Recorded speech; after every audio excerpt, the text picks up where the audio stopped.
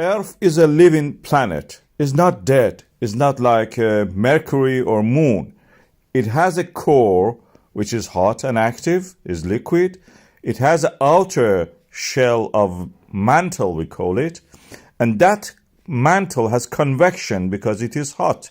The material rises from its surface, and this convection cell created in this way can split the crust forming on top of it and form ridges. This ridge, it happens to be in that area over the Iceland where the thin earth crust has caused the mantle to rise, get near the surface, and sometimes the stress buildup there causes the land to split. We see it there, the splitting of the ground between the Eurasian plate and the North American plate. And where this splitting is happening, the fault lines drop down, stretching of the ground, magma rising, we will have eruption. Like this case, you can see it. This eruption, although it's adding to the material, but actually is forming in an area which has already sunken, dropped down. And we have evidence for that. We measure these things. And we have evidence now of 1 meter, 1.3 meters, Grindavik has fallen down, the general area around it, lower than what it was before.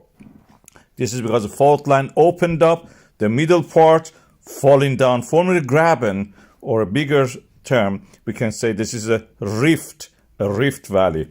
And we have in this recent eruption of the Hagafell in Grindavik, another rift, another drop down forming there, causing the earth practically is opening up the way for the sea gradually, like Venice in Louisiana, which is sinking practically, different setting, of course.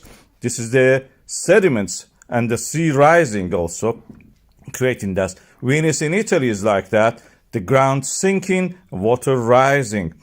And this can be a tourist attraction. Although we may lose a town or partially lose a town, we will have water in the street, lava here and there. But between all those things, this is a town which is a new Venice. If we build it in the right direction, a new town, we can use the old town as a tourist attraction where people can come.